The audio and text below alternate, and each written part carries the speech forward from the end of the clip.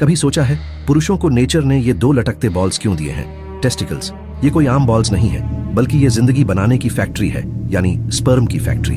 लेकिन सवाल ये है, अगर ये इतने ही जरूरी हैं, तो ये बॉडी के अंदर सेफ जगह पर क्यों नहीं रखे गए, बाहर लटकाकर क्यों छोड़ दिए गए? दरअसल इसकी असल वजह है टेम्परेचर। देखो, स्पर्म बनने के लिए बॉडी टेम्परेचर सही नहीं होता।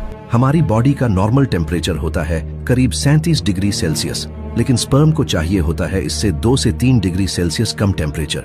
इसीलिए टेस्टिकल्स बॉडी के बाहर रखे गए हैं ताकि वो ठंडे रहें। और इसी टेम्परेचर कंट्रोल के लिए नेचर ने एक स्मार्ट सिस्टम बनाया है। जब ठंड होती है तो टेस्टिकल्स ऊपर सिकुड़ जाते हैं, बॉडी के पास आ जाते हैं ताकि गर्मी मिल सके, और जब गर्मी होती है तो वो नीचे लटक जाते हैं ताकि हवा मिले और ठंडा रहे।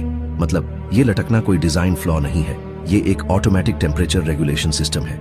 अब एक माइंड ब्लोइंग बात सुनो, टेस्टिकल सिर्फ स्पर्म नहीं बनाते, यहीं पर बनता है टेस्टोस्टेरोन, वही हार्मोन जो आपकी आवाज भारी करता है, मसल्स बनाता है, बियर्ड लाता है और कॉन्फिडेंस देता है। अगर टेस्टिकल सही काम ना करें तो स्पर्म काउंट गिरेगा, टेस्टोस्टेरोन गिरेगा और पूरा मेल बायोलॉजी डिस्टर्ब हो सकता है। और सबसे स्केरी फैक्ट, बहुत ज्यादा टाइट कपड़े, ओवरहीटिंग, लैपटॉप गोद में रखना या लंबे समय तक गर्म एनवायरनमेंट धीरे धीरे स्पर्म प्रोडक्शन को डैमेज कर सकते हैं।